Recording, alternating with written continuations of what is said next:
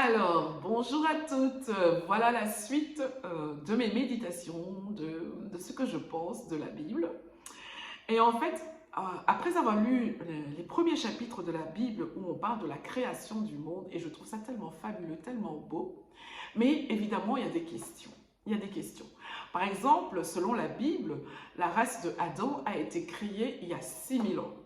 Mais selon la science et l'archéologie, la Terre a été créée il y a plus de 4 millions d'années. Donc il y a quand même une opposition entre les deux. Et moi, je voudrais partager en fait certaines choses que je considère qui vont nous aider à comprendre cette opposition-là.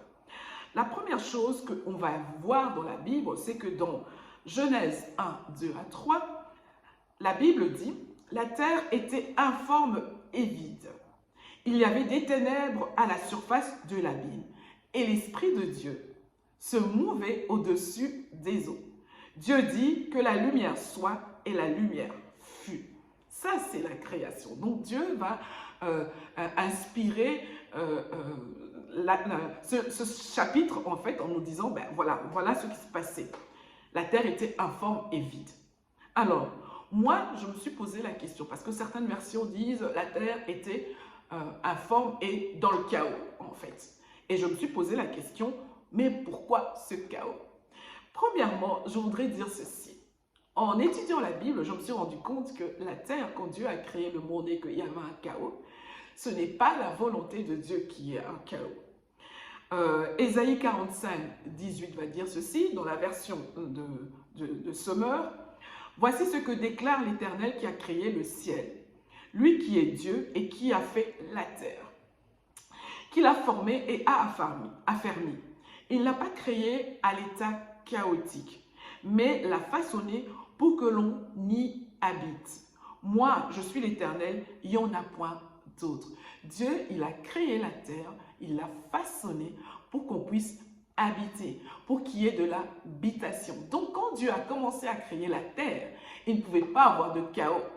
Non, parce que ce n'est pas le but de Dieu. Dieu ne crée pas la terre pour qu'elle soit dans le chaos.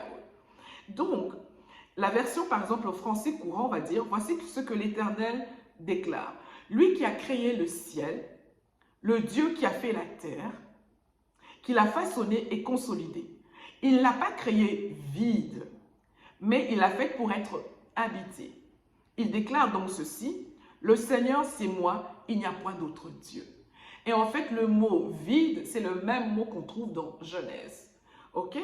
Donc, Dieu n'a pas créé la terre pour qu'elle soit dans le chaos. Alors, pourquoi la terre était-elle donc dans le chaos au moment où il l'a créée, au moment où on lit?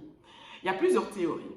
La première théorie, c'est celle de la chute de Satan. En fait, Apocalypse 12, 12 va dire ceci. « C'est pourquoi réjouissez-vous, cieux, et vous qui habitez les cieux. Malheur à la terre et à la mer. Car le diable est descendu vers vous, animé d'une grande colère, sachant qu'il a peu de temps. » Apocalypse 12, 12. Il y a un autre verset, donc Apocalypse 12, 9, qui dit « Et il fut précipité le grand dragon, le serpent ancien, appelé le diable et Satan, celui qui séduit toute la terre. Il fut précipité sur la terre et ses anges furent précipités avec lui. » En fait, pour beaucoup, ce chaos vient du fait que Satan a été précipité sur la terre. Donc c'est pour ça qu'il y a ce chaos-là. Et donc, quand il est venu sur la terre, voilà, c'est le chaos, il est venu avec une grande colère, et voilà. Mais moi, ce qui me chiffonne dans cette version-là, c'est que quand il vient, il n'y a rien. Donc il vient et il ne trouve rien. Pourquoi le chaos quand il n'y a rien? Voilà, c'est juste ça que je me pose. Mais je pense qu'effectivement, c'est plausible. Malheureusement, la Bible n'insiste pas pour nous dire exactement ce qui s'est passé. Pourquoi est-ce qu'il y a le chaos? Mais il y a une deuxième théorie, celle de l'ancien monde. Et celle-là, pour moi, elle paraît plus plausible parce qu'elle explique certaines choses. Certains pensent qu'il y avait des hommes sur terre, qui avaient une race avant celle d'Adam, sur la terre, qui avait des villes, cette race avait évolué, qu'elle avait fait beaucoup de choses, qu'elle avait construit des villes, qu'elle avait fait des commerces, qu'ils ont construit des pyramides, ils ont fait beaucoup de choses.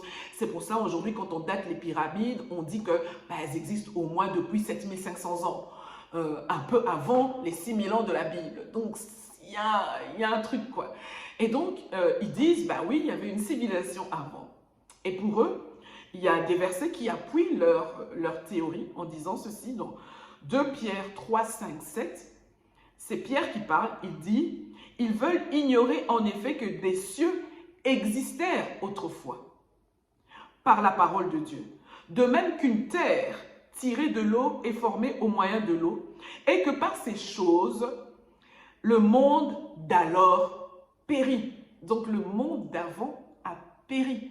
Le ciel d'avant, les cieux d'avant a péri, en fait, submergé par l'eau, tandis que par la même parole, les cieux et la terre d'à présent sont gardés et réservés pour le feu, pour le jour du jugement et de la ruine des hommes impies.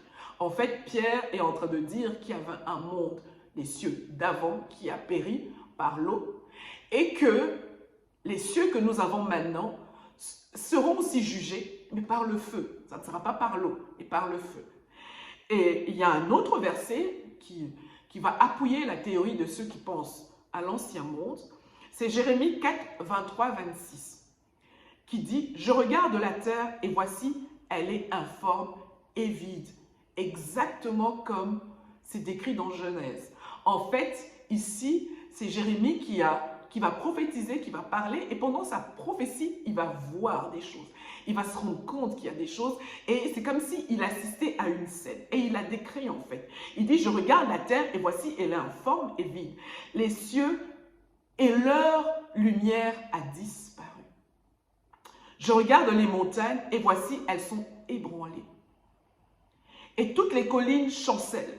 Je regarde, et voici, il n'y a point d'homme.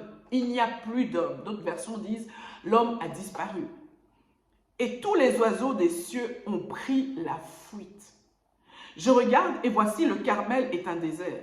Et toutes ces villes sont détruites devant l'Éternel, devant son ardente colère.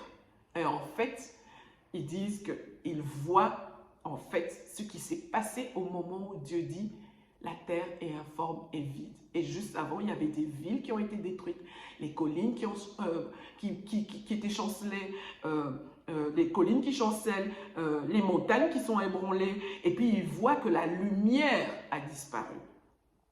Et Genèse, en fait, effectivement, et puis on va voir dans Genèse 1, 2, 3, la terre était informe et vide, il y avait les ténèbres à la surface de l'abîme, et l'Esprit de Dieu se mouvait au-dessus des eaux. Dieu dit que la lumière soit, et la lumière fut. Parce que Dieu avait déjà détruit, la lumière avait disparu, comme on le voit dans Jérémie 4, 23, la lumière avait disparu, et maintenant Dieu vient dire que la lumière soit. Donc c'est comme si c'est quelque chose qui n'était pas là et qui doit revenir. Donc, pour ces personnes-là, Dieu avait détruit l'ancien monde. Mais la Bible ne nous dit pas plus par rapport à cet ancien monde. Juste ces versets-là que l'on peut comprendre de cette manière-là. Mais rien ne nous garantit que c'est effectivement ça. Comme je le disais, la Bible n'est pas là pour nous parler des faits historiques. Dieu a jugé bon pour nous de connaître juste le chemin qui nous emmène à Jésus-Christ. Voilà pour la deuxième partie de mes vidéos. Allez, à bientôt. Ciao!